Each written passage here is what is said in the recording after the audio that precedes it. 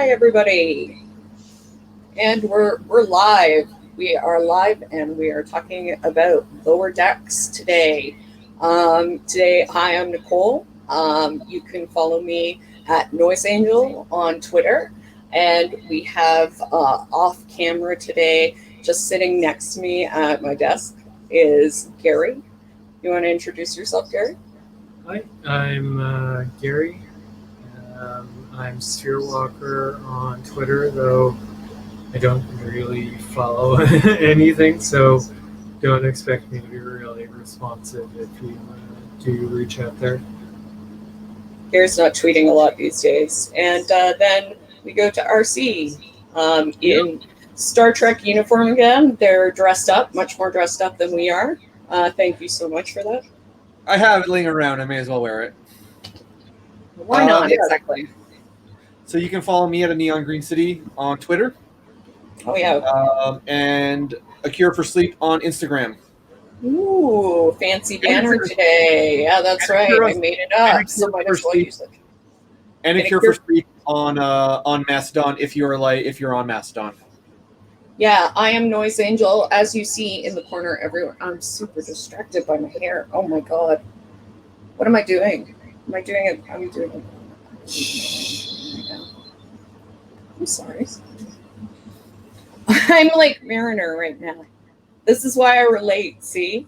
I get distracted so easily, like we were talking about. Okay, I'm going to share my screen for a sec. We were talking about doing this beforehand, and maybe I can figure out what to do with my hair and not be silly about that right now.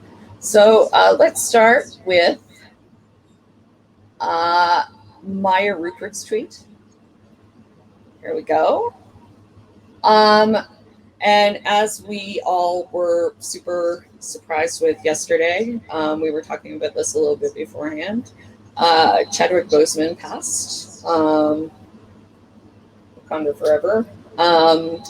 He was pretty amazing in a lot of movies, but most of us know him as Black Panther. And so Maya is organizing a watch of Black Panther tonight at 8 p.m. Eastern. So if you want to stream along with her, I think we're going to do that. Please go ahead and do so. This is where you can find out all the details on how to stream along with her. And I know, RC, you were pretty surprised by that. Yeah, just I got the message a little bit earlier than I think most people got it, just by happenstance. And yeah, I was pretty fucking shook. I was leaving work and my phone went off and I got a notification from CBC that he had passed, and yeah, I was genuinely shook. I don't usually get hit by celebrity deaths, just Chadwick specifically. I think partially because he was so young, and partially because it to us. I mean, he knew he had cancer for 5 years, so obviously his friends and family knew. But to us, the consuming public, just no idea, and so it felt extremely sudden. Yeah, exactly. Like it was, no one had any idea.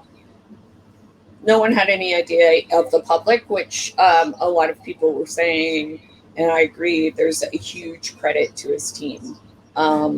Yeah, seriously, like the fact that TMZ or someone didn't dunk on this. It wasn't it's amazing. At any point, like over the last 5 years, like that's pretty surprising. Yeah, exactly. No one knew whatsoever. No one heard anything. Well, in this day and age, too, right? Like exactly, and that says that because I was saying beforehand, and I was saying on Twitter last night as well. That means, like, when you have a disability, as everyone on the stream does now, I think, I don't know, do you consider yourself disabled, RC? I do. Yep. My disabilities are largely cognitive, not physical, but cognitive. As are mine. Disabilities. But Gary has. Whereas mine are more physical. Gary has a physical disability. He has chronic illness. I do have IBS, so I do have, but IBS in the in the hierarchy of like disabilities, IBS is a pretty easy one to deal with. Yeah, but as all the people who have that, you know that it really affects your ability to work, your ability to find work, your ability to keep work.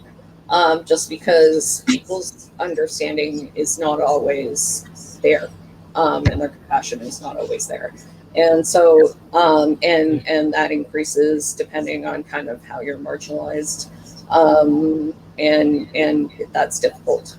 I was thinking a lot last night actually about how Black people, especially in America, often talk about how they have to work twice as hard to get half of what we have, like white people. And I was thinking that, you have to go through twice as much to get even half of the care that we get, as Indigenous people, as Black people, Indigenous people in Canada, probably have to go four times as much to get half of the care. Especially, well, I mean, I'm very white passing and I'm very white privileged, but you choose not to be. I mean, but that's a choice. Yeah, right? exactly, exactly. And I just wanted to point that out, that you choose not to be. Lots of Indigenous people don't even have that choice, Mhm. and so medical system in Canada, like we've seen forced sterilization of Native women as recently as 2017. Yeah, it could still be going on. We don't know. Yeah, like I've seen firsthand videos of babies pulled out of mothers' arms by Child Protective Services. That's still happening. Yep. Yeah. So because I'm so white passing, I get this luxury of being one of the good Indians.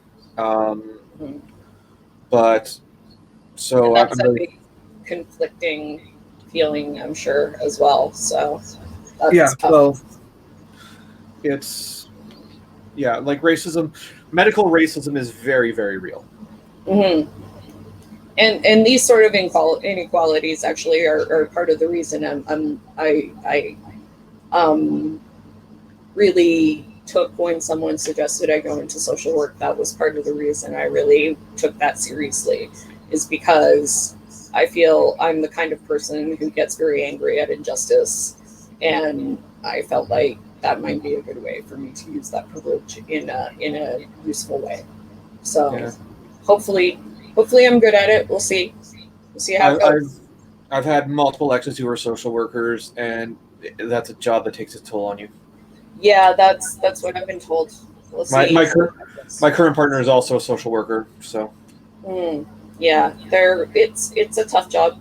I'm curious to see how school goes, and we'll see where it goes from there. Anyway, the other thing I wanted to share, we actually were late probably because we were having a Twitter discussion with my friend Dana, who is awesome. And Dana, she was talking a lot about she hasn't watched much of Lower Decks yet, or at all, because she was like, oh, shocking, someone who is a writer on Rick and Morty has made a bad show. Big surprise. So we had a lot of talk about that, and it was a good discussion, and we wanted to share at least one tweet from it. So let me do that really quickly. Yeah. That was a fun discussion. I enjoyed it. And even Gary kind of like, I called it an Elmo shrugged at this one. That's a good description. This is a response. I had said, I can scroll up here actually. This is in response to, this actually in response to episode 4. I basically messaged RC after episode 4. After I'd watched it, they had not watched it yet. And I said, wow, there really are no queer writers on the show, are there? I think that was basically exactly what I said. Yeah. That's exactly what I said to Gary, actually, was I basically said out loud at the end of the show, wow, there really are no queer writers on the show, are there? And he's like, I guess not. I don't know. I'm like, look at this. This is they're definitely like the way Tendi and Mariner are handled, both of which are kind of coded queer. Both the dudes, both Rutherford and Boimler. Both Rutherford and Boimler are just like super straight. Like they're not coded gay. There's no gays. They are straight. Straight. I mean, Rutherford, there could be like he could be gay, but like he seems pretty straight. He just seems nerdy. Rutherford, there is room for some different writer took in that they could make him like LGBT in some way. But with the way he's presented in these 4 episodes, dude is straight as a line. Yeah, exactly. So with Dana, in response to me basically saying that, when we were having this conversation, we were saying that we needed to discuss the lack of queer representation. Well, the lack of really, it seems like any representation, we can't be sure because I'm not going to go and I don't, honestly, it's too much work for me to go and stalk down the backgrounds of every writer on this show. Yeah, I don't pay any attention to the writers. I just don't. I have. Although when so Dana at one point said like, "Oh, dude, who wrote Rick and Morty?" I was like, "He didn't write Rick and Morty." I thought she was referring to Dan Harmon. I'm like, Dan Harmon doesn't work on the show. He didn't create Rick and Morty. He did write for Rick and Morty. He wrote the Pickle Rick episode of Rick and Morty. That was just me misunderstanding what she was saying.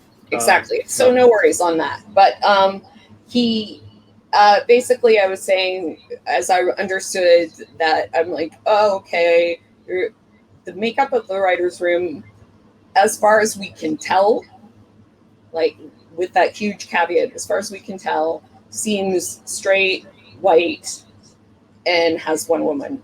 I am not sure that it is all of those things. I'm not going to stop everybody to find out. You can feel free to correct us. I believe, though I might be mistaken, that the show's producer is also a woman. Yeah, possible. I didn't look into that, but but I'm thinking you have, and I mean, I know 2 of the writers' personalities from Watching the Month Survivor. Great guys, awesome guys. Like, I have nothing to say wrong about them. But, in 2020, you have a show that has straight, cis, white dudes and Wonder Woman that in the writer's room that has characters of color, and there's no queer people, and you have a woman whose haircut is my haircut. It's my hair. And it's like the bisexual queer haircut. This is the haircut. I got asked if I was a lesbian in Abu Dhabi on New Year's Eve because this is my hair. People spit on the sidewalk and women gave me dirty looks. Okay? Like, seriously. This is and Dana said this is cultural appropriation and I will not stand for it. And I'm like, oh my God. I mean, it's sort of funny, but also that's why I was mad that Tempe wasn't queer. Because I'm like, and queer baiting, she said. And I'm like, yes, because it's a sign.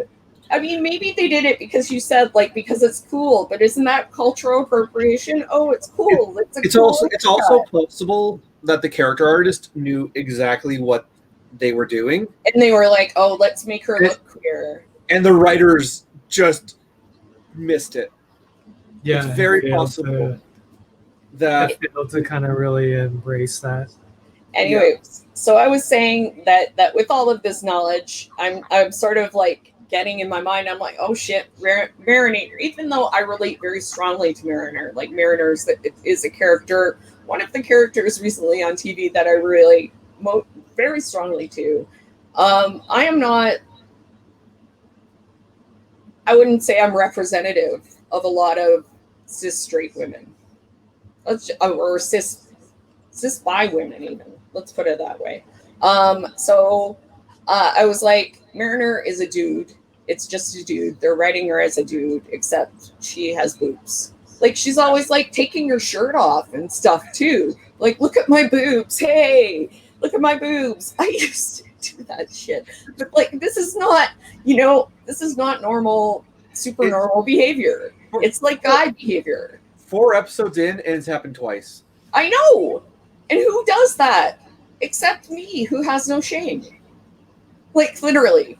Let's be honest here. I said that would be one of the pluses of my political career. If I had one, I am not ashamed by anything. Oh, you photocopied your breasts when you were in high school. Yes, I did. And I put them up all over town because it was anti-censorship. You got something else? Please, go ahead. Right? Like, I mean, I don't care about my back. Like, come at me, bro. Anyway, so yeah, the genders, they basically took the structure of a late 90s gaming webcomic and gender swapped it. Oh, is the quote from Dana? Yes, and that was the quote that Gary was like. It really does have some control alt delete vibes to it. Yep. I don't know what else to say to that, really. You know, Yeah, other no, than it's like not what you said. Like it is not inaccurate. Yeah, it's hard to argue with. Hard to argue with. Yeah. Good job, Dana. Good job. Like I watch this show, and I like the main thing I get from Mariner is that it's like, oh, she's Jake Peralta. Yeah, yeah, exactly. As you were saying before the stream, she's Jake Peralta. Yep. So, like, you know, that's who she is from Brooklyn Nine-Nine. You know, I do think she'll turn out to be bi. I do think she'll be turned out to be bi, mm-hmm. but they'll never acknowledge it. They'll do what they did with the Deadpool movie, which is they'll never acknowledge it outside of gags. Like Deadpool has a problem too, where Deadpool's like he's supposedly pansexual, but all he does is it only comes up if it's the butt of a joke. Right. So if it's like him doing his dance, him Celine Dion, yeah.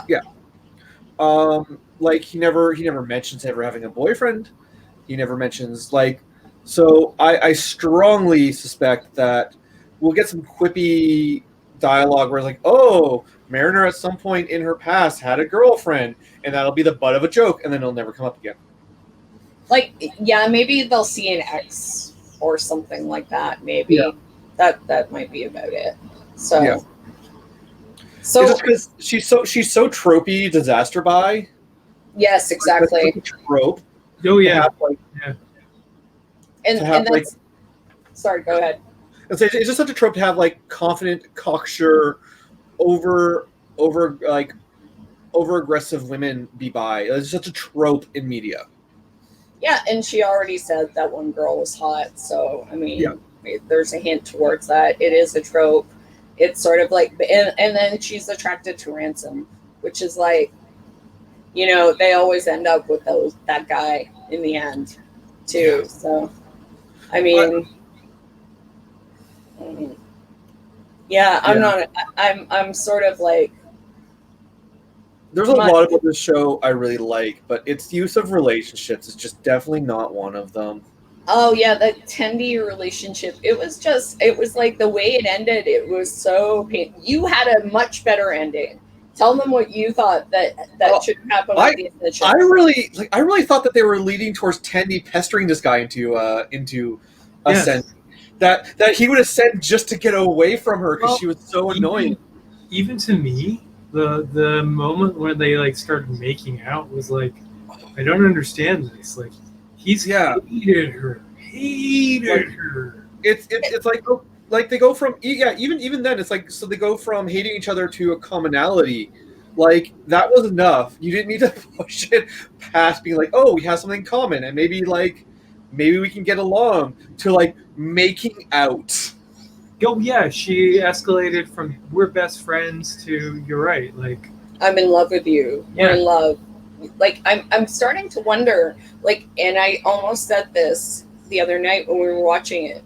I'm wondering is Tendi's thing going to be this whole like she keeps getting boyfriends and they die or something like that, or ascend or something.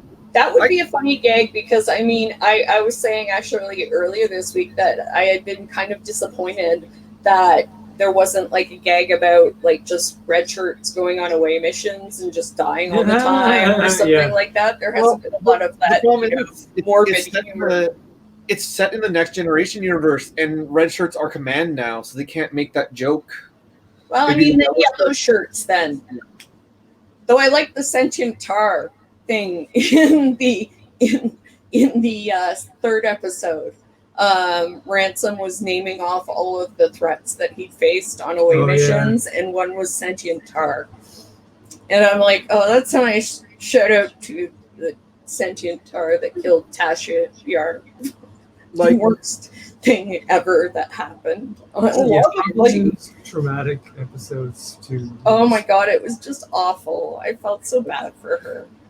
I do genuinely like this show, and I do genuinely think I like it. Does episodic plots really well? A lot of the plots in the show are really good. It's just confusing to me.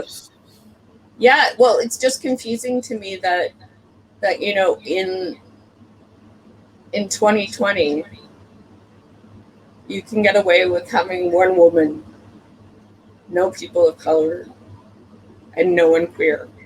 Especially in your writer's room on a Star Trek show when you have Discovery. Yeah. With like queer people like in love and kissing each other and like being like a beautiful, stable relationship. Like Discovery has Tig Notaro, for God's sakes. Crying. What? Discovery has Tig Notaro, for God's sakes. Yes, Tig Notaro. Like, what the hell? I mean, like autistic geniuses, right? Like people with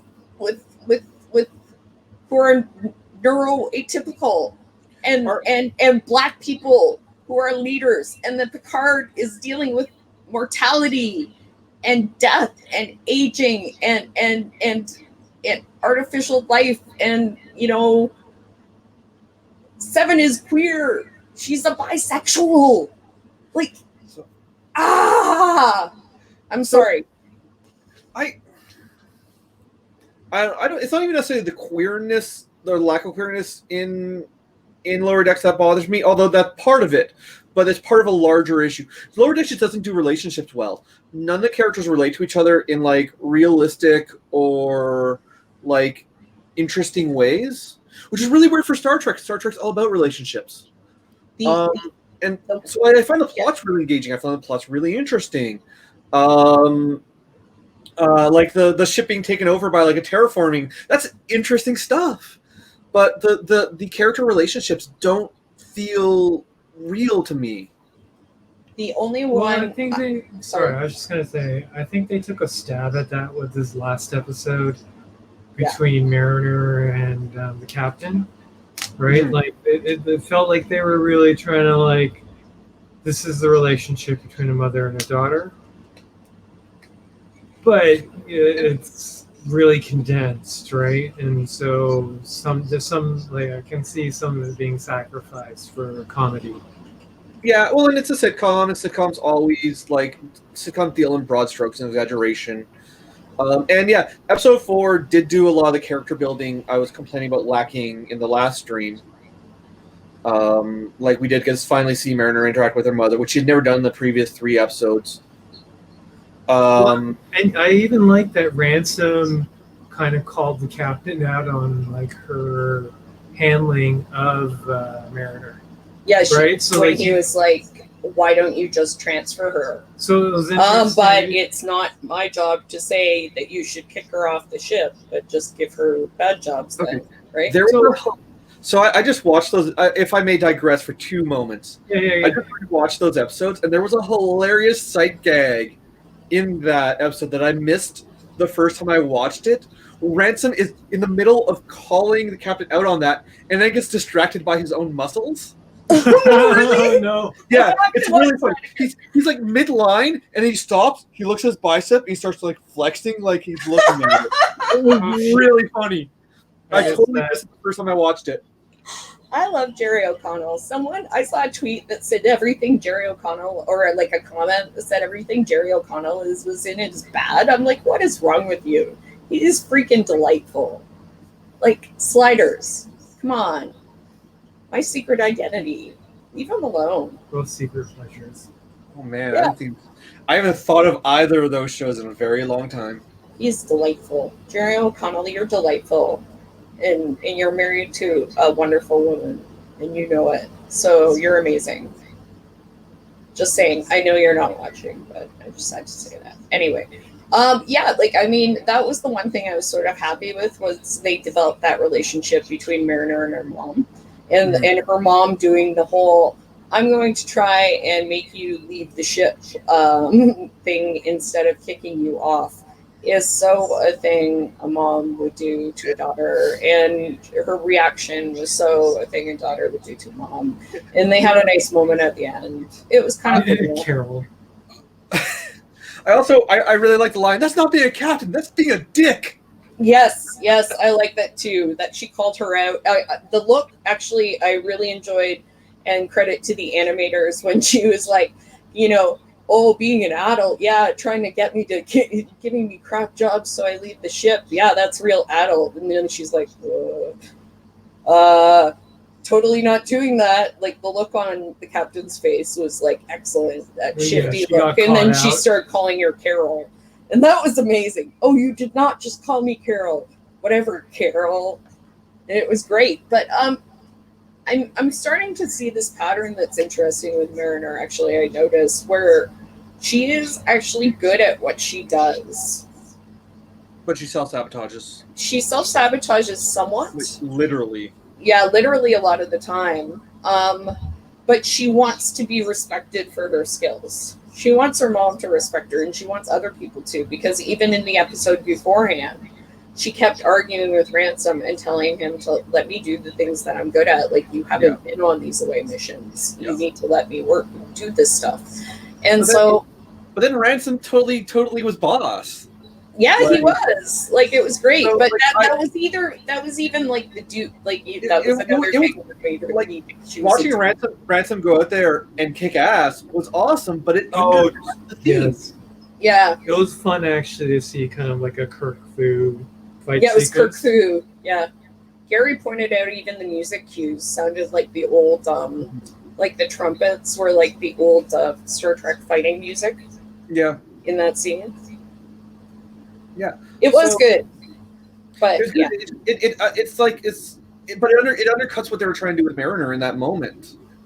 Like, because I'm good at this. Let me do this. I can do this. It's like, well, you don't have to, because I actually kick ass too. It's just like, well, like, just. I think maybe they were also trying to show that she doesn't have to, like, she's not the person who needs to do everything all the time.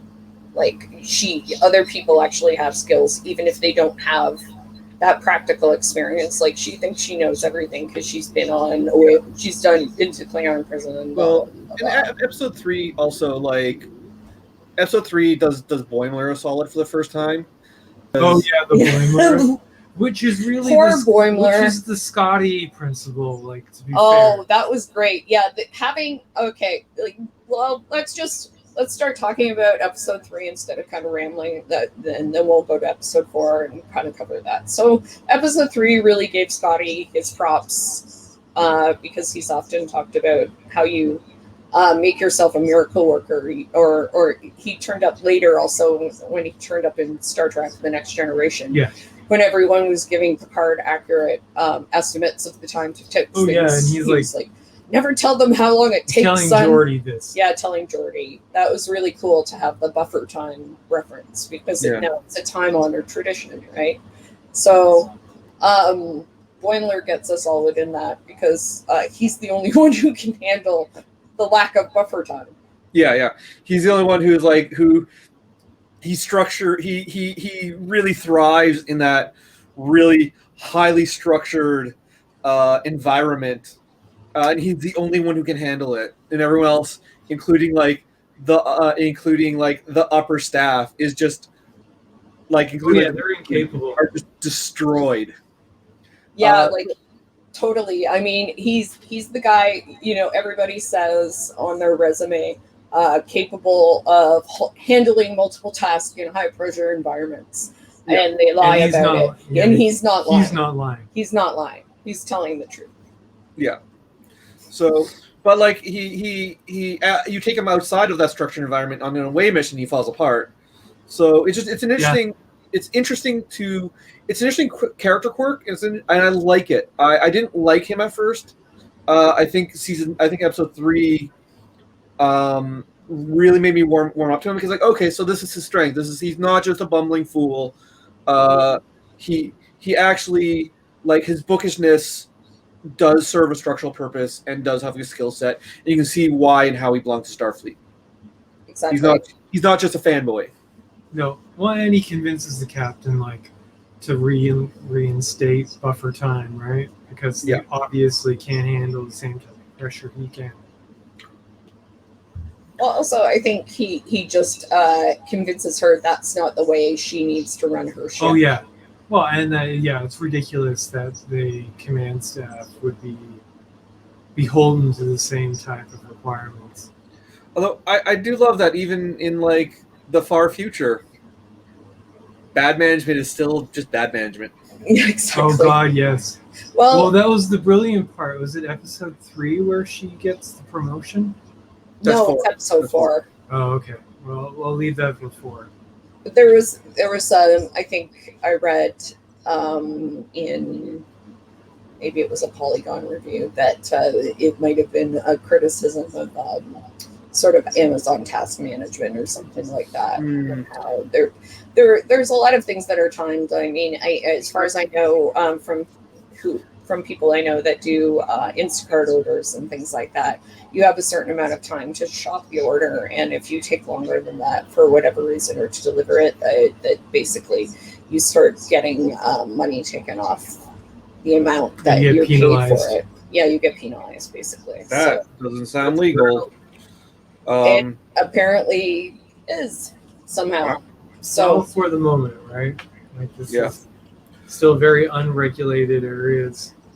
So that's why we tip Instacart delivery people lots of money, because they're bringing us groceries, and we appreciate that. So, yeah. So there's a lot of probably gig economy jobs, and I guess like other jobs that are pretty shitty, where you have to like, get timed according to what you're doing, and they get mad if you don't do it. Or which is kind of funny, because Gary got penalized at his one of his jobs for doing things too quickly. Oh yeah.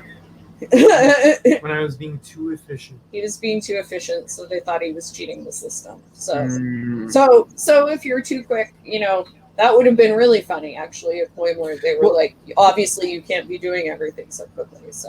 So yeah, they didn't get into it, but Boimler was too quick. He was finishing all his tasks with buffer time, even with all the time. They should have just been like piling it up according to how much stuff he could do. Well, if you can do that much stuff, give him more. No, work. He was taking more, right? He was taking more. Actually requesting more.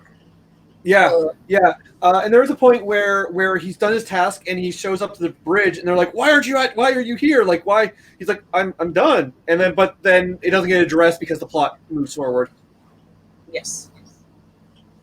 Well, that's all right. I mean, it was funny, and it's kind of, it's typical of his character that they decided that buffer time had to be named after him, when it's like the opposite of when that was happening, and the look on his face, I was just like, he knew he was horrified. Oh, poor Boimler. I was like, he's like, but that's not me. I don't do that. They're like, no, this is you. It's a great honor. But I skip buffer time. I also love the stinger about like how O'Brien is the most important person in Star Trek history. Yeah, I wanted to bring that up. That was a good joke, but it's not wrong either. That's part of the joke. I think they're not wrong. I mean, I also wanted to just like curiously ask, because he rolls up his sleeves. Yeah, right? No, that we saw that on Tawny Newsom's Twitter account.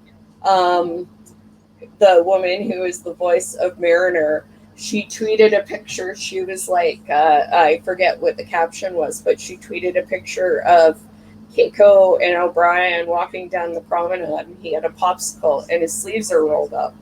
Oh, I'm like, interesting. Yeah, he actually, rolled my his sleeves are rolled up almost all the time, unless he's on Enterprise. Yeah. Interesting. I haven't watched DS9 in a very long time. I'm going through Star Trek chronologically. So as you can see, I'm on TOS right now. So I watched Enterprise. DS9 is the best. Yeah, I remember it the most fondly. I've watched this. I watched Enterprise. Now I'm on TOS. Then it'll be the animated series. Then it'll be probably the movies, and then it'll be Next Gen, and then DS9. Yeah, I think it's not wrong that O'Brien is the most important because well, Gary pointed out that at the end of DS9, he became a professor. He's a non-commissioned officer. Like, he's a non-com, so he's not even an officer. He never became an officer. Oh, interesting. So he's non-commissioned and became a professor at Starfleet Academy. So he never went to Starfleet Academy. Oh, interesting. Not once. Like, he just basically enlisted in Starfleet, and then ended up teaching engineering at Starfleet Academy because he's worked on the flagship of Starfleet, Cardassian space station that was taken over by the Bajorans, the Defiant. What else, Gary? Oh, any number of ship that came into dock. Yeah, all of the ships that came into dock from all of the other weird alien races, and peoples from various areas of DS9. So I guess they just were like, O'Brien, we need to get all of the stuff in his head recorded somewhere before he passes away and teach the new people. Teach the officers. So they have a non-commissioned officer teaching at Starfleet Academy. That's kind of like mind-blowing in a sense. And he's also like talked down Cisco from doing bad things on multiple occasions. Yeah. Talked down Julian from doing bad things on multiple occasions. Talked down Cardassians from doing bad. It's just like pretty much saved anyone who was important in a transporter situation. Oh yeah, saved most of the bridge crew of the Enterprise in various transporter accidents. Yeah, like when Ron Riker got split in two, that was all him that solved all that. Yeah, he had to fix that. No more evil Riker. Saved Picard multiple times. Didn't he beam Picard from the Borg ship? Oh yeah, sounds right. Yep. So basically, it's funny because he was like in the background of so much stuff, but he was at present. It's not untrue at the same time. So I enjoyed that. Yeah, he would also be fun. like, he would also, the other thing is, much like Boimler protesting the Boimler effect, Miles O'Brien would protest mightily that he is the most important. Oh yeah, he'd be horrified. Starfleet history. He would be horrified by the idea that anyone thought he was the most important person in Starfleet history. I think that's what part made the gag so good. That is exactly it, right? He'd be like, no. There are way more important. No, I can name you 50 more important people in Starfleet history that I know personally. That I've met. Man, now I'm just thinking on a side note, just because we're talking about him teaching at Star Trek Academy. We got a lot of Star Trek on the way, so I don't think we need more Star Trek shows, which is a weird thing to say. I know, right? Because we used to have a deficit. Yeah, but like, man, why is there no Starfleet? Why has there never been a Starfleet Academy show? Yeah, it's an interesting question. It seems like it would be a great teenage YA show. There was a Starfleet Academy comic for a brief period published by Marvel that starred Nog. I have a couple issues of it kicking around somewhere. Oh, wow. It's kind of really so sad. Oh yeah, it was he passed away. Yeah. Anyway, I just love him. He's so sweet. But yeah, that was a fun way to end that episode. They've Yeah. had so many good call-outs in a lot of the episodes. With Disney owning Marvel, we're never going to see those old Marvel Star Trek comics reprinted. Disney will never allow it. I guess they're worth some money Unless now. maybe IDW has the rights to them now, but I doubt that. Maybe. It's unlikely. I might have to go. I mean, I doubt, because they were published before trade paperbacks were common. They may never have been collected. I'm Yeah. looking into that. Quite I'm possible. looking into that. So this was also actually the episode with the away mission that was like kind of closest to a classic Trek away mission in a lot of ways, with the adjudication geode and And the Kirk Fu and battle. the Kirk Fu. Yeah. And like actually Mariner being like, "What? Who am I, Kirk? Is this like 2098 or what is happening? You know, whatever." Oh yeah, when they're being captured Yeah. by the spear guys. I didn't like either of the new episodes, 3 or 4, upon first viewing. But I just sat down and rewatched them before we started this, and I liked them a lot more on second viewing. Yeah, I mean, I like them. I found I got a little distracted during them a lot more easily than some of the other ones. But I mean, I didn't mind them too much. I find it hilarious that this ship is like constantly taken over and split apart, and just it's They're just having to keep cleaning it. Yeah, Gary said at the end of the episode 4, he's like, they just have to keep cleaning up this ship. Yeah. You know, it's just constantly in disaster mode. Even the intro credits kind of make that a gag. Every epic shot of the ship in the intro, something's wrong. It's either like eating an iceberg, or it's got an alien eating its warped warp nacelle. Yeah. But they Ransom talking about all of I think pretty much everything Ransom mentioned in they were getting ready for the away mission, including the sentient terror, were things that happened in a Star Trek episode. Yeah, they're a little bit too meta with her at some points. So when Mariner mentioned Kirk, that was sometimes a little meta. Yeah. I think. But I enjoyed that them working too hard made them mess up the diplomatic mission, because they brought the wood instead of the crystal. Yeah. And well, that was nice tying the B plot and the A plot together. Yeah, it was a nice thing. I'm not surprised that Mariner and Ransom are supposed to be some sort of thing eventually. It kind of fits in with the disaster buy situation. Yeah, I don't love it, but I can see places they can go with it that are good. I like the idea of like them hooking up and having like an awkward, and then them not become a couple, of them hooking up and having everything between them be awkward after that. I think that could be a fun gag. I would like that. Or them trying to be a couple and not being able to because they're not the kind of people who can date. Yeah. That could be entertaining too. Hiding it from the captain would be the other. Oh, and hiding it from the captain, because I don't think they could do that. And she'd be pissed. I think the captain would be pissed at Ransom for it. Yeah. But Ransom doesn't know. I don't think anyone knows. That's the thing. The question is, it seems like because she has a different last name. The only thing Ransom saw was the captain call her Beckett when she walked out.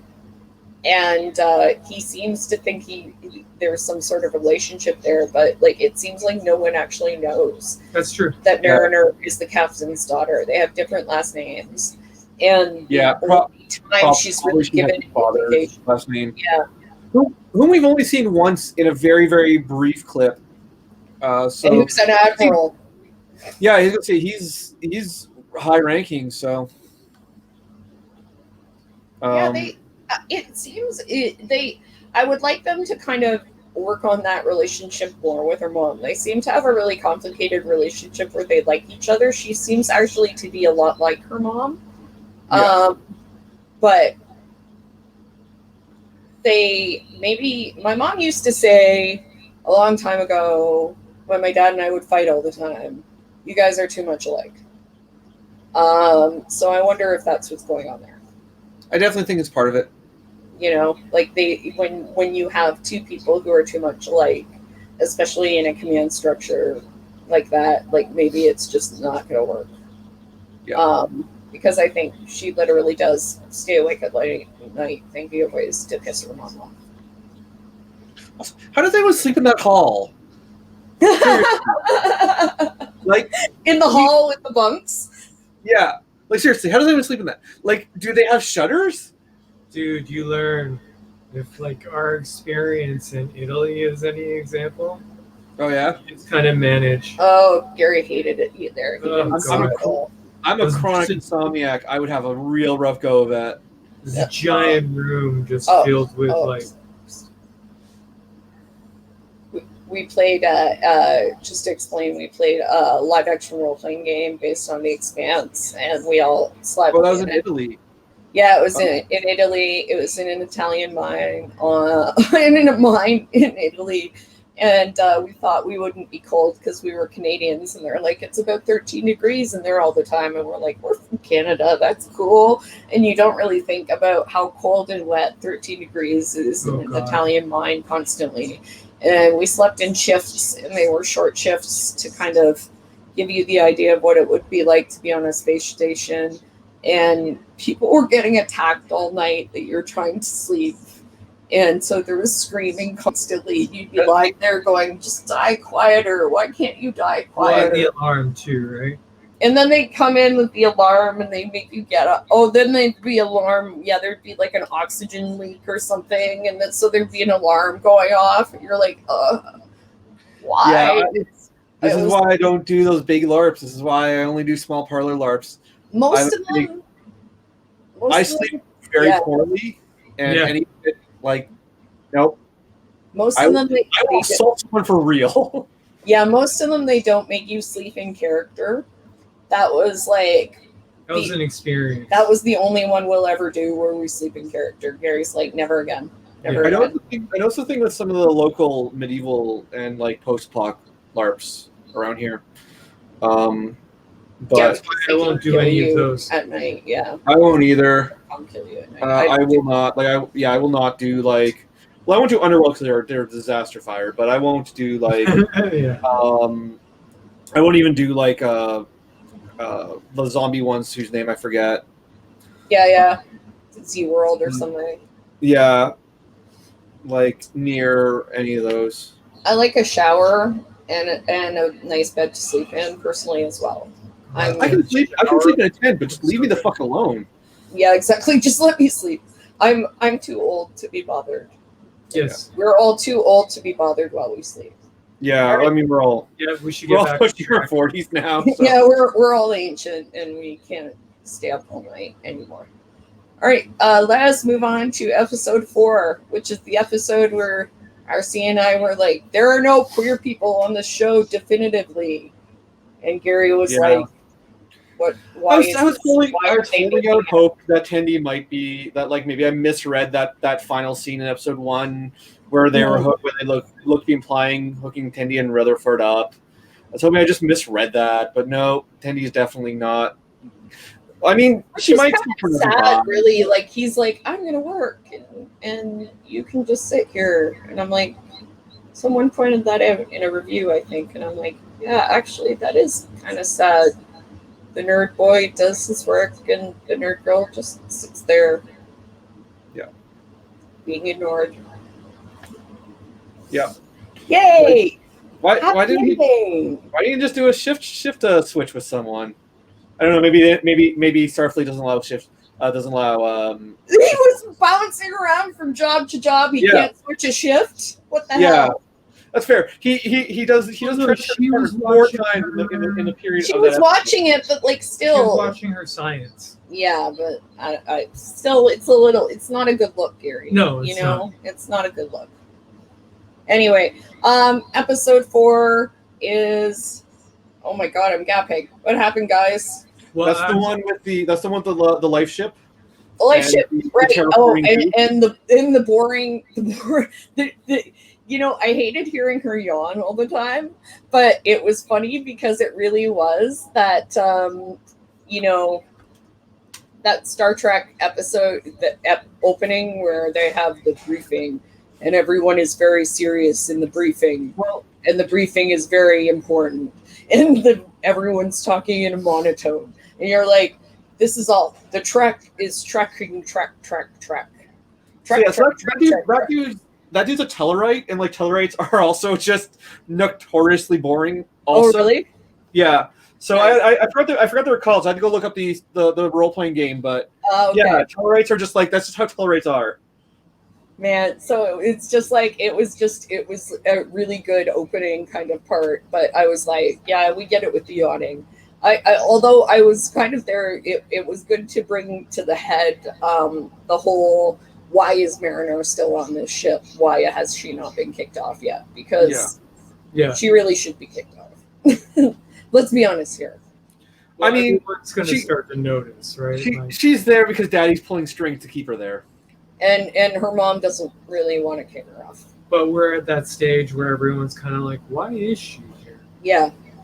I think her mom really doesn't want to kick her off, and I think her dad is like trying to keep her there and doesn't want to be. I think they don't want to be embarrassed. Like that's the other thing too. If she goes somewhere and acts like an asshole, then Outside she's of, like, acting like an asshole outside control. of their sphere of influence. Exactly, right? And then everybody knows, oh wow, their daughter is an asshole. But this episode, her mother was prepared to risk like forcing her to get a transfer, right? Yeah. So her mother, I think her mother does want her off the ship, but doesn't want to be responsible for her. That's why she was trying to like get her to quit herself. Yeah.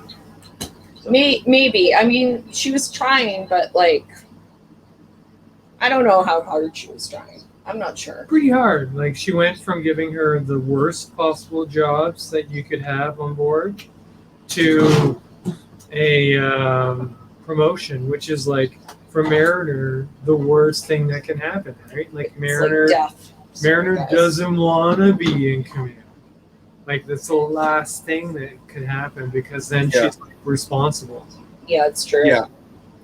The also confirmed people fuck in the holodecks. Yes. Yeah. Oh God. Yeah. Yeah. Gary horrified. Yeah. Not that we there actually was a gag about that in DS9, so that was already confirmed, but got much more explicit confirmation. Yeah. Well, you knew Ferengi that was happening. Yeah. Yeah. There was dark for 1 second, guys, but continue on. There was that really dark gag in DS9 about how Quark was trying to get like an image of Kira. Oh yeah. Oh yeah, that was creepy. That was really creepy. Like even by DS9 standards, which was darker than all the other Treks, that was like whoa. I was like, guys, no, don't make those. I mean, it's come on. It's completely in keeping with everything. Like, it's what would happen with if you had the scenario in question with that technology with Quark and the way that is how that would definitely all play out. Oh yeah, but I'm still like, stop. Yeah. No, guys, come on. No. Yeah. But I was gonna say also the other thing, the whole management gag. Is fun because they actually carry it through into episode 4 because with her promotion she ends up having to go through like that type of management training and like you only kind of see it if you've been at like a big corporation. So like for me it was funny, like they had the captain like doing her jazz performance. Yeah. Oh, the performance, like she was obviously like setting up the whole show just to like she knew every single thing that would torture her daughter. Yep. Like that was really good. Like it was obvious she was like, I know my jazz performance will embarrass Mariner. I know she hates impressions. So let's get this show next. But it's also a corporate drone drag. Joke, right? Like, yeah. Because if you've like been to any of these things, like that sort of shit can happen. What, where you have to just listen to your boss do this stuff? Do some sort of like embarrassing thing. Performance, right? Oh, you know what? It's like it reminds me also of from Succession, Gary. Oh yeah. What's his name's rap? Yeah. Oh my god. Yeah, that was embarrassing too. One of the main characters in Succession, RC, who's very, very white, raps a song about his father. I his dad's don't know what this show birthday. is. I've never heard of it. It's an HBO show about rich people, terrible Okay. white rich people. All fighting for control of the family business. Yeah, their father is dangling control of their family business. Uh-oh, I have to pause the stream for a moment, guys. I'm Okay. sorry about that, but we will be right back. Where am I? Your package came in? Yeah, package is coming. Be right back. Uh-oh. Hang on, guys. No problem.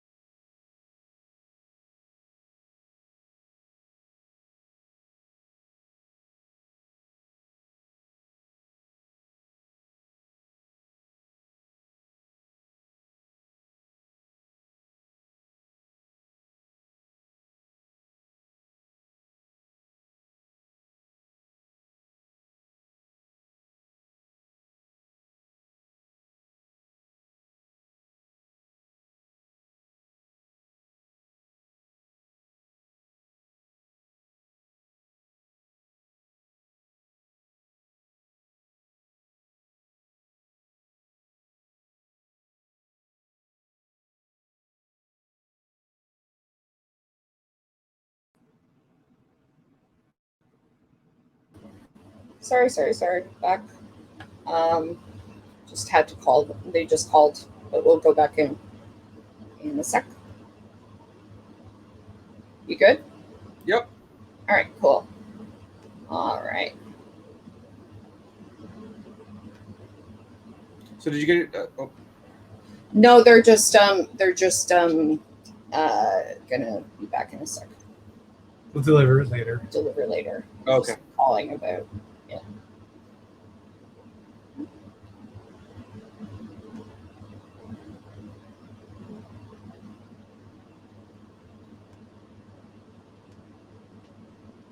Hey, sorry about that. We're back. Oh, I will just move.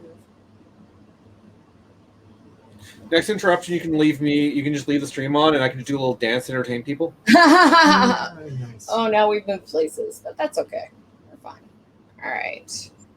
Back to it.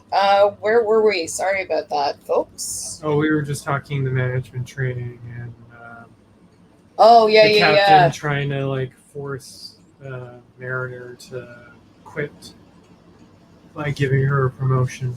Right. So yeah, like giving her a promotion was kind of like a funny idea for sure. It definitely is the thing that she hated the most, is being in meetings, and certainly the meetings are like, I remember I was talking to Gary about meetings that, they want you to be in, but they say are optional, but they want you to be in the meeting, but like you don't have to be there, but they want you there, and if you don't go, they're mad about it, but you have a lot of work to do. And I'm like, I was watching her in the meetings, and I'm like, that's what I felt like in those ones. I'm like, I can contribute one meeting out of 3.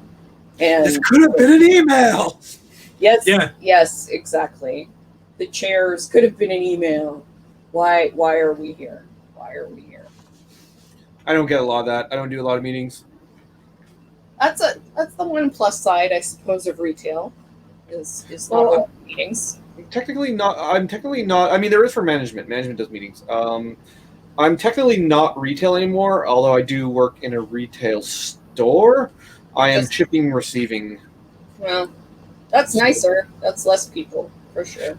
I don't deal with customers, so. Always a plus. Yeah. Yeah, that is definitely a plus. So, that plot was basically between her and her mom, and it did provide, as RC was saying, some depth to the character. Yeah. Um, And it also, so in the last stream I complained about how she was a little bit too perfect. Like, yeah, she's cocksure, yeah, she fucks up a lot, but there's no consequentiality to her fucking up. And it did show some of her flaws in sort of a more stark light. Like, she can't handle responsibility. Yeah. Like literally responsibility, and that's probably why she's never maintained a promotion or gotten anywhere in Starfleet, is because she's literally, it makes her, Well, Literally force. yeah, there were multiple references to her being demoted multiple times. Like, Yep. right, even episode 1, she talks about how she was on like the first contact ship for that same alien race. and she got demoted. And got demoted. Well, and she's proud about that. Yeah, and she's proud about that. So she's extremely self-sabotaging. And it could be a defense mechanism to be proud about that. Like, yeah. I think in a way, because I mean, I say that I relate to her a lot, and I can understand that, because it's sometimes frustrating to be good at some parts of what you do, and then because of whatever reason, just being capable of dealing with other things. I say she's really. I said to Gary that she really strikes me as someone that seems really ADHD to me, for a lot of reasons, like impulsive, easily distractible, unable to sit in one place for any length of time, have a hard time dealing with responsibility and schedules and things like that. So that's probably one of the reasons I relate to her a lot, very strongly, but still capable and able to do things by learning and doing, you know. So I think that's why she gets frustrated, is because people don't recognize her abilities, because she screws up in the ways they think are important and she thinks are stupid. Which, I mean, a lot of neuroatypical people, a lot of people who are on the spectrum or have ADHD, often, I think a lot of things are stupid, and why should I have to do it? Yeah, and like I've been working with my company for 12 years. If I wanted to be, Gary might have to go, but if Gary has to go, that's fine. Okay. All right. I've been working in management. I've been working for my company for 12 years, and I am not management. If I wanted to be, I could be. I don't want that. Fuck that. Sorry. You're gonna go? Okay, Gary's gonna go. He's gotten a little tired out. Yeah, sorry, we're gonna finish off. No worries. That's okay. You know, we know that you have a limited bit of energy. So I'm going to keep his mic on, though, because I'm using it. But he's just not going to be talking much for the rest of it. Yeah. Right. So feel better, Gary. Get some rest. Thank you. Bye. He's just going to lie down for a bit. So thanks, Gary, for being on. Gary's still recovering a little bit from being in the hospital, so it takes him a little more. A little more energy than most people to just sit up and chat. Anyway, so as you were saying, you're not interested in dealing with any of the bullshit of being management. No. So like the only reason, so if I were on a Starfleet ship, the only reason I would want management was to get my own private quarters. Yeah, the quarters seemed pretty sweet. Although the weird thing I said to Gary is, like, why are the replicators like locked down to different food? Like, they're replicators. There's no like resource limit on them. So like, why are the lower decks people getting craft dinner and like it's fancy mac and cheese for the, like, it's just to be jerks? Like, what is that? Extra motivation. I know, like. And he's so excited. And Gary's like, the second time we watched it, Gary was like, wow, Boimler's really food motivated. I'm like, yeah, he really is, actually. It was surprising. But yeah, I just want the once again, I just would not want to sleep in a hallway. I would just be like, you know what? I got my one extra pip. That gets me my quarters. I'm good staying here. Really, the difference between the quarters is pretty stark when you talk about, like, when you mention the hallway. The lower decks has the hallway with their bunks, like their Japanese pods, basically. And then Mariner became a lieutenant, and she had a massive bedroom with like a fruit bowl and plants. And like, to contrast that to Discovery, like in Discovery, Burnham does have a private quarter, does have a quarters. She's not sleeping in a hall. She just shares it with Tilly. Yeah, like, and it's pretty big. Yeah, like it was very spacious for two people. So like, somehow accommodations got worse between the 23rd century and 25th. Lower Decks. Maybe the Cerritos is just really a crappy ship. I mean, that does stand to reason. Yeah, that does stand to reason. Like, they are literally given all the shit assignments. So it them also just having the shitty ship without like proper quarters does also make sense. So I'm curious.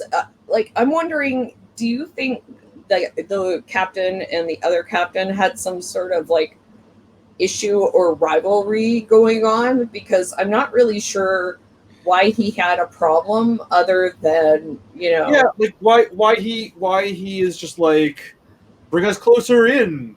And why we're in charge of this mission. Our position should reflect that. Like, why he does that, and that is the incident. Like, that's what causes the terraforming. Yeah, it was really strange, and she was like very weird about all of it too, and like about taking credit for it. So I don't know. I think with her, it's because she does have the ship. With her, I understand. With her, I understand, because she feels. She feels that, and this is very clear in episode 3 as well, that her ship does not get the respect it deserves. Yeah. So the idea of like, so her, I don't know if she, or that she doesn't get the respect she deserves. Yeah, exactly. So from a character perspective, I get why she would be sort of have issues with him. But there's clearly some history between them, but what that is and what that looks like, and do they have a rivalry or not, is kind of left up in the air. It seemed like there was maybe something left out there. I was a little confused about it. Cut for time or something. Yeah, I don't know. It seemed something about the plot. I don't know. It was a little confusing. I did enjoy the family thing. I've been waiting for more of that. Yeah. But and then the Tendi plot. Tendi finally got a plot. Tendi finally got a plot, which was pretty funny at first, and which I had said to you, like, I can relate to. Maybe I didn't say it to you, but I can relate to, because I have a thing where I'm like, why don't you like me? Even if it's someone I don't like, I'm like, why don't you like me? I'm not like that anymore. I definitely used to be a lot like that, and I definitely do relate to it. Yeah, I can relate to that. Like, not to the extent. The funny part is obviously comedy's exaggeration. So taking it to the point that Tendi takes it, where she's like, I will make sure that you get to your, like the point that she takes it to. And I think her over enthusiasm is sort of like what they're trying to make the hallmark of her character. Yeah. Well, but it's nice to see, like, prior to this episode, Tendi was just like, if they needed to explain something to someone, Tendi would show up, they'd explain to her, and then she'd leave again. Mm-hmm. That was her role in the show, was just be explain things for audience for when the audience needed to know something. Yeah, and now at least she has like something more of her personality. Yeah, I'm not a huge fan of it. I think this plotline in a more developed character I would have liked more, but she's so underdeveloped that, like, okay, so her personality is annoying. Or people pleaser, basically. Yeah. Her annoying and needy. Got it. That's her personality. So I look forward to having more with her.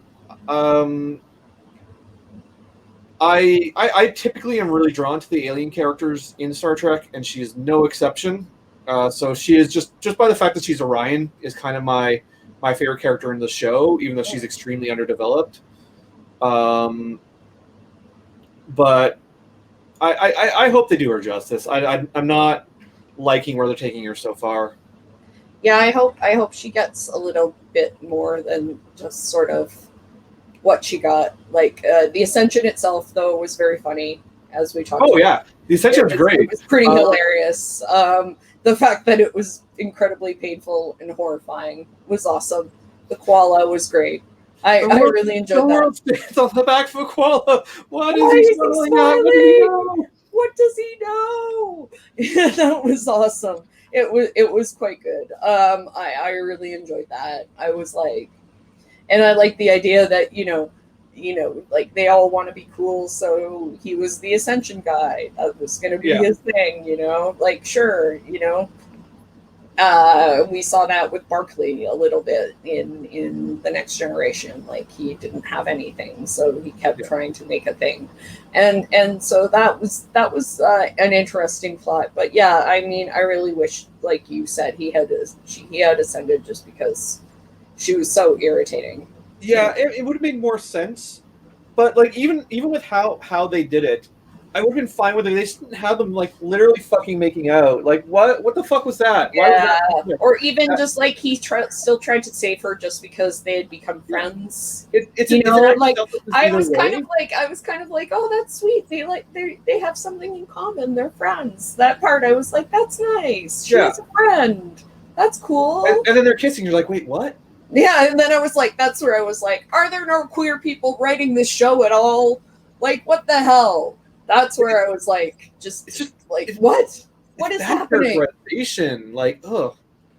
Just like, yeah. And then I was like, why give her that hair at all, people? Yeah. You're just, it's just wrong. It's just wrong. We see that hair and we expect a queer person, at least a bisexual person.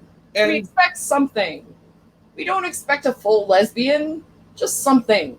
Just make her a little gay. Just a little gay. Yeah, just have her have a crush on one of the female crew members. Like that's. Just have a crush. Just a little crush. A crush on Mariner. That would be funny. That's what I expected. Mariner's so cool. Mariner does everything awesome. Yeah, no, you know what? I hadn't thought of that, but her having a crush on Mariner would be. It would have been perfect. Yeah. Mariner's like so smart. She tells everyone to fuck off. I wish I could be like that. I want everyone to like me. Why can't I be more like her? Like. Yeah. Yeah, I agree. It makes total sense. And Mariner would be like, awkward. I don't know what to do. Especially if then Mariner was straight. And then Mariner was straight, or even if she was like hooking up with Ransom or something and didn't want anyone to know, and so was like didn't have an excuse to not go out with somebody, right? Paramount, hire us. Yeah, hire us. God damn it. Good. Hire us. RC is non-binary and indigenous, so there you go. I got a bunch of friends who are on Star Trek Discovery, and I keep trying to like be like, get me on, you can do it. I also have a friend, I believe, on Star Trek. Maybe more than one. I don't know. I have a number of friends in production, and they pass around. I don't know anyone on the main cast. I know some that, like, how they're like people walk around in the background. Like I know a bunch of those background actors. Oh, I don't know cast. I know like crew people. And I also know crew people. I also know like people who do set building and stuff like that. Yeah. I know a boom mic guy in particular. Hello. Who was also on Hannibal and who is a super awesome guy. So hi boom mic guy. And Hannibal season 1 was perfect television. Didn't hold together in the following seasons, but the first season. It's still beautiful. I was actually talking about how I can't rewatch Hannibal, even though I very much want to, because it's the only TV show that made me scream at the television. Like literally, like we'd be watching it and I would scream, and I'd be like, and then I'd yell, "What the fuck, show? What the fuck?" Yeah, I mean, we could do an entire separate podcast on Hannibal. Oh wow, maybe we'll have to rewatch Hannibal and do a podcast or Hannibal Agreed. rewatch podcast, and then after we can go to all the places. We can do it live outside of Hannibal's house. Just sit outside of Hannibal's house, like with our cameras, Just socially stand outside, distant yeah. podcast, standing outside of It was Hannibal's filmed house. really close to here, so yep, we could do that. Yeah, well, I used to pass by it every day. I had when I went to Weight Watchers for a short period of time near work. I went to Weight Watchers just next to Hannibal's house, which is kind of weird when you think about it. But I'm around the corner from his yeah, I don't know. Yeah, you work around the corner from Hannibal's his house. office. From his office? Yeah. Well, that's his house. Is it his house too? It's his house too. Yeah. Oh. Yeah. Gary, I used to work at CBC. Gary currently works at CBC when he's not lying on the couch a lot of the time, not feeling it. Anyway, so that episode wrapped up. Episode 4. I already mentioned this, but I did not like episode 3 or 4 on initial viewing, but I just rewatched them. I liked them a lot more on second viewing. They were not bad. I think the first 2 episodes were stronger. Yeah. I think you're right that they're not doing relationships super well. But Star Trek has never been like a relationship show. So it kind of has been. It's got a weird relationship with relationships. I mean, they haven't been foregrounded. Yeah. Like that's the thing. They've sort of been in the background. But also it's like what everyone grabs on. There's a reason why like shipping started with Kirk and Spock. Because even if they're not what's highlighted, they're what everyone gravitates towards. Well, I mean, because people have relationships. I mean, our relationships are important to us with our family and friends and people we care about, even if you're not involved in romantic relationships, your friendships and Yeah. everybody's important to you. Those are what make people really human to them. And I think Yeah. And like a lot of romance is just easy to do, I think, for people. And like a lot of times in Star Trek, even though I don't think they do this on purpose, although Voyager did this on purpose, like the people you serve with on the ship become found family. And Voyager did that well, I think. Yeah. And I think it did that well mostly because like they were in the situation where they had to be that to one another, and I think that's why they really had that theme in a lot of ways. Voyager didn't do everything, but I mean they did that part well. Yeah. So we have 2 more episodes coming up. I'm not really sure what's going on with them. I haven't seen any previews. Have you seen any? No, but I don't go. I intentionally don't look for previews. Oh yeah, that's right. You want to go into them cold. That's right. So, Well, I'm now wondering how many episodes there are in this season. I think it's going to be 10, but let me double check.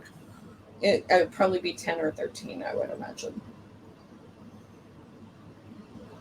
But yeah, I'm looking forward to seeing what comes up. But again, I as I said in our Twitter conversation, I think it's definitely affecting our enjoyment somewhat of the show to have it be. It's not that it's not even not queer; it's that it's so straight. Yeah, it's the straightness of it is overwhelming. I'm quite surprised by it. Just let Tendi be a gay alien already. I mean, a Galian. I think she needs to be a Galian. I mean, she looks. It just everything about her says Galian. I feel like I really do. I think Tendi just needs to be free. Let it be free, man. Well, also, if they made her, if they played into queerness with her, it would give her more to do. Still there? Like, she's laughter wise, so just like be like, okay, yeah, I'm here. Okay, good. Did I cut out? Just a little bit. Give her more to do, I heard, and Okay. then... Yeah, well, that's what. So I would. Shit, there are 22. Oh, 22. Oh, that wow. can't be right. 22, that's like an old school Lost season, man. That's a lot of episodes for a season in this. Like, I'm wondering if I'm misreading this, because that's a lot of episodes for in this day and age. Yeah, that's what I was Episode saying. one- Yeah, that's like a Lost season. 22, because there's a second season been confirmed. Mm. So there's going to be 22 overall, because there's at least getting a second season. So it's 10 episodes for season 1 and 12 episodes for season 2. Okay, that makes sense. All right. But yeah, I think it would give her more to do. Yeah. Yeah. Because then, the show doesn't ignore romance. Because once again, it starts off with the romance plot for Rutherford. But although the gag is that he doesn't do romance, that is the gag it ends on. He would rather. He kind of does up to a point, but it's just the woman isn't interested in what he is. Yeah. And so Except that's when she is interested in literally everything else he is, which is the weird thing. I'm like, okay, so everything else about this woman is perfect. She listens to the monkeys. Yeah. She, everything else. And then she's just would rather make out with you than solve an engineering problem. Yeah. And you're not even that's your deal breaker. Yeah, but then they also tease that Tandy is a better suit for him. So that was where I was like, okay, Tandy's straight. Well, maybe that he's actually interested in her. Maybe that's the point. I don't know. I don't know how straight men think, RC. This is the problem. Well, I mean, I don't think Lower Decks knows either. But they it's not even that Lower Decks is not queer. It doesn't get in straight relationships well either. Okay, so maybe because they're a bunch of nerds, they basically had relationships and got married, and then they had like one or two. Yeah. And then, so that's what they know, and so. Yeah, I don't know. I just get some people on there who've fucked some people, okay? Ask people, you can't ask people how many people you've had sex with, but get some sluts in there, people. It's also so weird because Next Gen, this is aping on the most, is so horny. Well, that's because Roddenberry told them to fuck in that show. It was like a thing. He's like, they're going to fuck in the show, so put some fucking in the show. He was a horny old man. TNG is horny. So to have a show that because Roddenberry wanted I think that's my issue here is that Lower Decks feels well it does acknowledge Mariner it's a very weird idea of it's almost asexual. And I 100% thought Rutherford. That was totally the word I was going to use. Rutherford totally seems like an asexual. Yeah, Rutherford gives off big ace vibe, but then that's not the plot line they gave him. And I'm like, let Rutherford be an asexual. Just let him be an asexual. Yeah, if he doesn't want to get involved with people and he's happy with his machines, just let him do it. So my initial reading of the ending of episode 1 was that Rutherford and Tandy were both ace, and that was them bonding over being ace. But that's not what was actually going on. That just would have been better. See, please hire us. We're in Canada, but we can work remotely. We had it again. We've pitched a comedy already to Netflix through the open thing, so I don't think we're gonna hear from them. But you never know. I'd be surprised. I think that our premise won't focus well or it won't focus test well. Won't I think it would do. test- I think it would do well. Yeah, I think it would do you know, well because focus tests are well, kind of biased. it's for the producers would be looking at it first. So we Right, have to like see. yeah, because when they focus test things, they focus test things with a certain demographic in mind. Mhm. And I don't think we would focus test well with their demographic, but I think we'd do well overall. Yeah. So If anyone out there is looking, I mean, we could pitch it the Crave. yeah, we should pitch it to Crave. They picked up Letterkenny. We basically have a Letterkenny meets the Guild sort of idea going on about but indigenous about LARPers. Yeah, LARPers who Half out for comedy, yeah, about LARPers. LARPers who rent out an indigenous community center. Yeah. And like community from indigenous LARPer. Yeah. Yeah, I don't know. I also pitched separately a sci-fi idea to Netflix, but I don't expect to hear back on that either. I was going to tell you there's an Imagine Entertainment thing for some movies that are, and anyone out there who's looking, they're currently taking pitches for films that are lifestyle competition films. And from their description, I thought about your esports movie. About your ISIS esports team. I saw that imaginative. I didn't consider pitching that concept to them. Because that like. Well, I read about lifestyle competition is apparently about a competition, and that is of a lifestyle that would be of interest to people. That is sort of like a different sort of culture or something like that. And they used examples like Bend It Like Beckham and so on and so forth. So esports would definitely fit in, I think. Oh, it's the military satirism, I think, would be the part that would scare them off. Oh, you never know. I think you should. If we're the shot anyway. Somebody made Team America World Police, right? Yeah. So, anything. And Space Force. And Space Force, which was okay. I never saw it. I didn't watch it. Was okay. It was okay. The reviews were bad, and I was just like, I can skip it. Gary really enjoyed it. It also stars Tony Newsom, who is the voice of Mariner, and she's quite good in it. So if you like her, it's worth watching.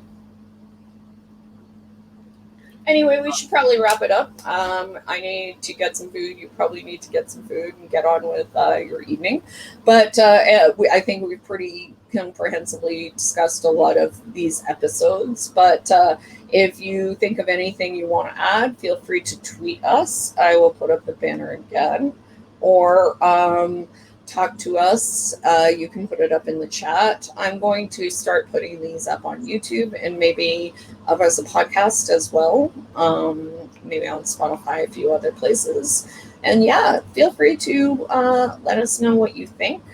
We're interested in your opinions on Lower Decks as well. I mean, as I said on Twitter, I only bitch about the things that I bitch about because I generally want them to be better. So Sorry. I also think we should take a moment to plug our other project. So we're a couple months please do. We're a couple months off from launching still, but me and Nicole, along with some other folks, like Tristan from Step Back History and Mexi from Mexi, have a actual play Alien the role playing game podcast coming. So we'll be launching probably about 2 or 3 months. So we're still a bit off. The first 3 episodes are recorded, but we're still in the editing process, and I've got to get a website together and all that. But yeah, look forward to that. And are you going with the name that you were talking about?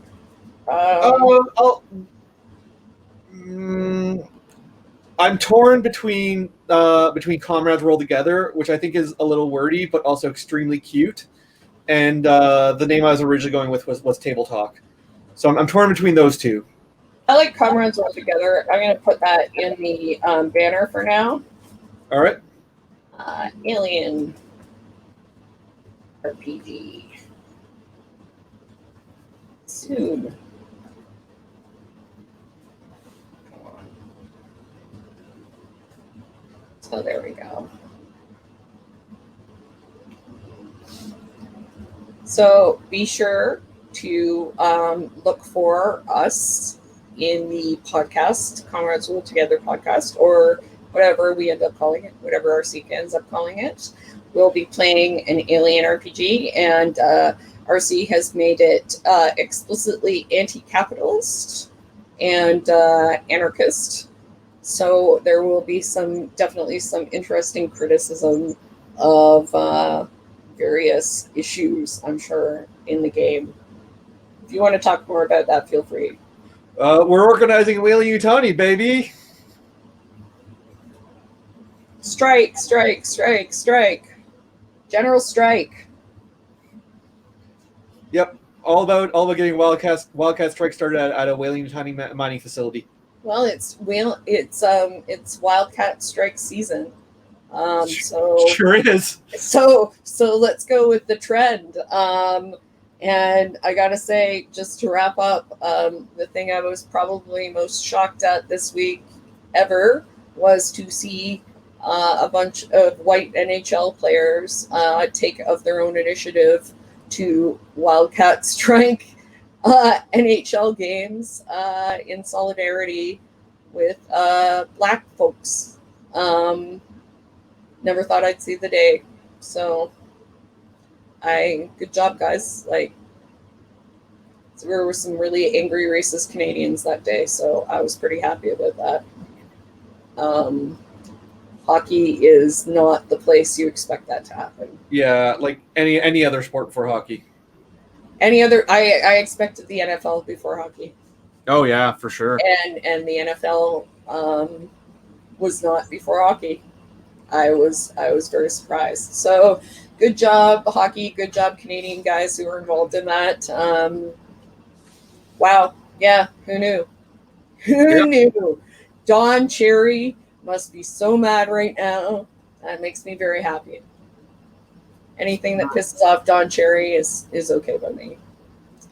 Anyway, you just don't even want to talk about that. Yeah, Jesus. RC's like, don't even mention Don Cherry to me. Yeah. Anyway, we'll be back in 2 weeks. 2 weeks. 2 weeks. Toodles. 2 weeks. Hopefully, we will know where to direct you for a podcast pretty soon. And yeah, demand queerness from Lower Decks. God damn it! And we'll see you soon. Let Tenny be gay. Let Tenny be gay. Free Rutherford. Let him be asexual. God damn it!